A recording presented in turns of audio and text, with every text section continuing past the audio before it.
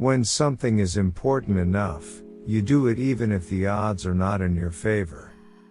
Some people don't like change, but you need to embrace change if the alternative is disaster. Failure is an option here.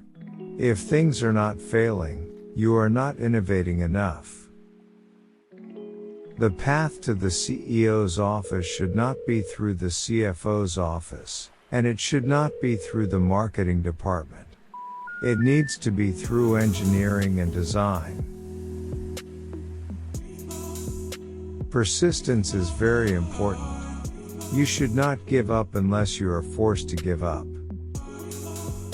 I think it's very important to have a feedback loop, where you're constantly thinking about what you've done and how you could be doing it better.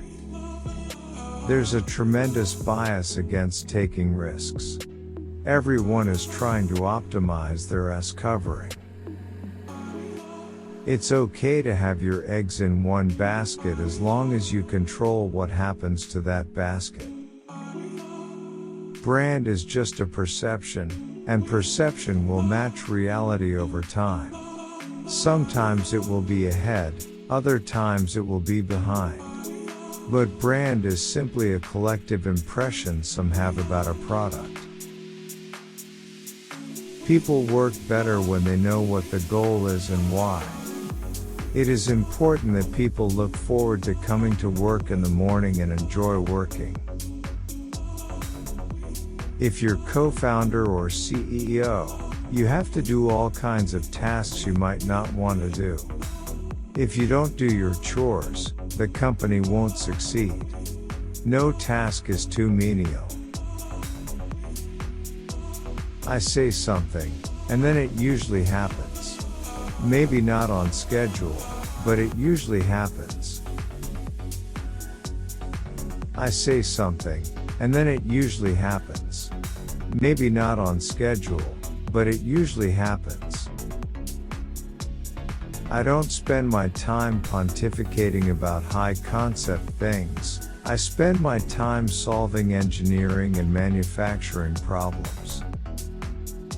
My biggest mistake is probably weighing too much on someone's talent and not someone's personality. I think it matters whether someone has a good heart. I don't create companies for the sake of creating companies, but to get things done.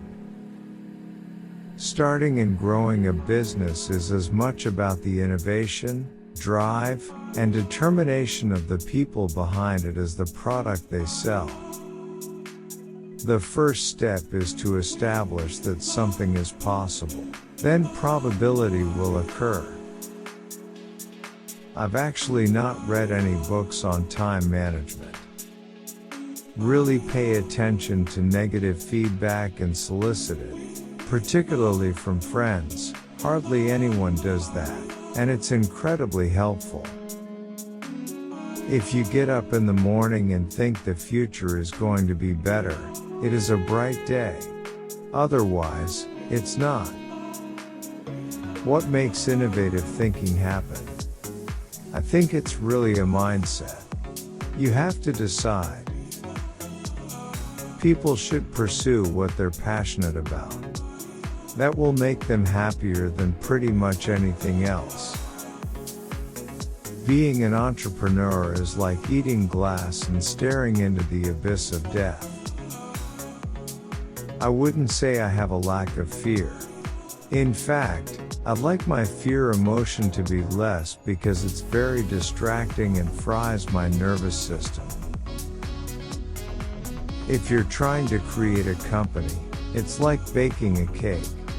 You have to have all the ingredients in the right proportion.